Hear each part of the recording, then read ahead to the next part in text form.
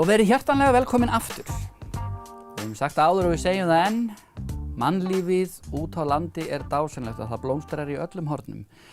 Og til mín eru kominir tveir aðilar sem ætla einmitt að spjalla við mig blómstrandi mannlíf og sem er undir hattinum verkefnið Brothætt byggð. Og þetta eru Gunnar Már Gunnarsson sem er verkefnastjóri Betri Bakkafjörðurs og Arna Björg Bjarnadóttir sem er verkefnastjóri í Glæðum Grímsey. Þetta er rosalega vel og fallega stuðluð heiti á þessum verkefnum. Verið hjartalega velkomin. Takk fyrir það. Takk fyrir það. Og gott að sjá okkur. Sömuleiðis, takk. Jæja, hvað er að frétta úr frá Grímsey og Bakkafirði? Viltu ekki byrja þarna? Já, það er nú bara nokkuð gott að frétta á Grímsey. Já. Ég er búin að vera duglega að fara út í Grímsey og er algjörlega heilluð af eyjunni og mannlífinu þar. Það er fullkomlega eðlilegt, skal ég segja þér. Já. Þangað er dásamlegt að koma. Þetta er algjörlega einstakt. Þetta er sko, í mínum huga er Grímsey svona bara Galapagos norðursins. Já. Og með mjög aggressífum skjaldbökum. Mjög. Mér er ekki sama þegar ég er að labba þarna, nú er ég algjörlega áttlaus, en það sem að kríu varpið er. Já, til hægri. Til hægri, ok. Segjum það, til hægri, að já, það eru alltaf aggressívar. Það eru aggressívar, já, ég hef heyrt einmitt þegar þú varst þarna. En já, og það er ekki bara náttúran og þetta ofboðslega mikla fuglalíf og þess áttar, það er líka mannlífið sem er svo heillandi. Þannig að þetta er bara, þetta eru svona eiginlega bara bætt ykkur við mitt líf eftir að ég fór í þetta verkefni að kynnast mannlífinu og bara þessar einstöku paradís. En hvað snýst þitt verkefni, Glæðum Grímsey? Það snýst sko upphaflega þá komu íbúar saman fyrir nokkrum árum síðan og settu sér ákveðið markmið. Já. Hvernig þeir vildu byggja upp sitt samfélag, þetta er alltaf samfélag sem hefur átt undir högg að sækja, settu sér markmið varðandi atvinnulíf og samfélag og hvernig, eins og ég segi, vildu byggja það upp. Þannig ég er svona að vinna eftir þessu en til viðbótar kom náttúrulega líka ný verkefni að eins og til þess bara núna eftir kirkjubrunan. Það er náttúrulega mjög stórt verkefni að Það var gríðarlegt reiðarslag. Já. Grímseyingar eru ákveðnir og þeir eru djarfir. Já. Þeir ætla bara að sækja fram og byggja sér nýja fallega kirkju. Já, þeir eru alveg ákveðnir í því og þannig að það er komið í svona ákveðin farveg. Já, akkurat. Og þá yfir til Bakkafjarðar. Já. Sko, Bakkafjörður þekki ekki staðinn sem slíkan, en Bakkfirðingum hef ég kynnst og það er skemmtilegt fólk. Ég held einmitt, sko, ef ég á að segja frá einhverjum tíðindum, sko, þá er það helst bara met ferðamannasumar. Já, ok. Í sumar og kannski af því að þetta var sem sagt, annað íslenska ferðamanasumarið í ár, eða sem sagt, 2 ár í röð. Já, já. Og Bakkafjörður, einmitt, kannski staðurinn sem að fólk á eftir að heimsækja. Ég held að það eigi við marga. Já, mitt. Og ég held að ég hljóti nú að hvetja fólk til þess að heimsækja Bakkafjörð og nágrenni. Því að þessi staðir, ef þú hefur ekki heimsótt Melrakkarsléttu eða Langanes eða Langanesströnd, þá er þetta svolítið allt annar heimur, heldur en hægt er að upplifa annars staðar á Íslandi. Já, já. Þetta heimskauta landslag, þessar heiðar og víðátta, það er eitthvað sem fólk verður að heimsækja, eða hefur heimsótt alla aðra staði. Sko. Akkurat, þú er náttúrulega, og þessi staðir náttúrulega eiga það líka sammerkt að þú ert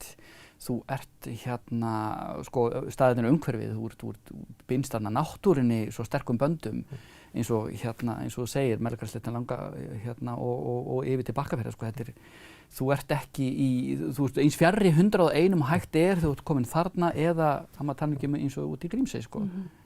Þetta er svo magnað. En í hverju felst ykkar starf? Ég meina, eru þið að ýta undir, sko, þú veist, fólksfjölgun, þá meina ég kannski ekki bókstaflega þessi klappstýru fyrir því, en sem sagt að fólk flytji þangað eða eru það að styðja atvinnuvegina eða, þú veist, hvernig lítur dagurinn út hjá fólki sem að starfa við nákvæmlega þetta? Hvað?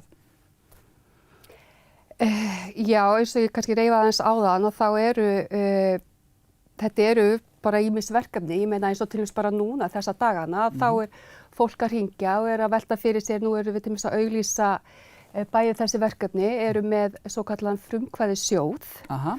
Þannig að nú erum við að fá hringingar frá Grímseyingum og þú frá þínu fólki sem er að spurja út í sjóðinn, þessa sjóði og þetta eru sjóðir sem eru opnir öllum, allir sem vilja, allir sem vilja vinna verkefni í Grímsey eða sem að koma samfélaginu þar atvinnulífinu vel, geta sótt í þennan sjóð. Þannig að það er til mér mikið verið að hringja núna og spurja út í það, þannig að maður er líka hreinlega í atvinnuráðgjöf. Akkurat. Og fólk er líka viðhorf fólks er fara að breytast mun hraðar heldur en áður. Fólk er meira að fara að spurja sig, hvað vil ég gera í mínu lífi? Ætla ég að eyða mínu lífi á rauðu ljósi? Eða ætla ég bara að hætta að elta fjöldan bara umhugsunarlaust og ætla ég kannski bara að flytja át í Grímsey eða Bakkafjörð. Akkurat. Og fyrir utan það að þá er líka, og við höfum eftir að held ég sjá það meira í framtíðinni, að fólk á ekki bara eitt starfsferil. Það er kannski bara læknir í Reykjavík eða Danmörku sem að starfar sem læknir í x mörg ár og fer svo og flytur út á land og fyrir að gera eitthvað allt annað, stofna ferðaþjónustufyrirtæki eða... Einmitt. Og Gunnar, hvað liggja nú sóknarfærin hjá Bakkafirðingum? Já, ég held, eins og Arna var að tala það er atvinnuráðgjöfin og ég held að yfirleitt vantar ekkert hugmyndinar. Það er bara að finna leiðir til þess að framkvæma þær og síðan styðja við fólk og efla íbúa í að sækja fram. Það fæðist engin snillingur í umsóknarskrifum en það er kannski eitt af því sem þarf að gera, það er að sækja í sjóði og annað. Já. Og það er svona eitthvað sem við eigum svona að reyna að aðstoða með. En það er nærtækt fyrir okkur á Bakkafirði að svona horfa í kringum okkur því að svona báðum megin við staðinn, Raufarhöfn, það var nú svona þetta pilotverkefni í brothættum byggðum sem hefur lokið svona þessu verkefni þó að auðvitað haldi stuðningurinn áfram og svo Borgarfjörður Eystri. Já, og þarna höfum við séð verið gert mikið í því að koma þessum stöðum á kortið gagnvart ferðamönnum, íslenskum og erlendum. Þjónusta við íbúa á staðnum hefur verið bætt. Já.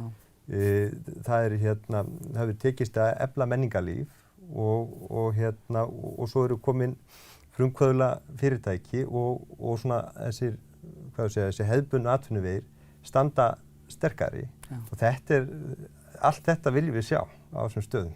Akkurat. Það er ekki bara eitt, það er eiginlega allt. Það eru mörg hornin að líta í Þetta er dásamlegt að heyra því að eins og ég segi þessar byggðir, það er svo dásamlegt mannlíf allstaðar og við þurfum að styðja við það. Því að það eru kostur og gallar allstaðar og þarna hefur maður svo margt að sækja sem þú finnur ekki til dæmis í 101. Þannig að gangi ykkur sem allra best áfram í ykkar störfum og ég segi bara lifi landsbyggðin og áfram brothættar byggðir. Takk fyrir það. Og áfram höldum við eftir skamma stund að loknum einhverjum svolitlum skilaboðum.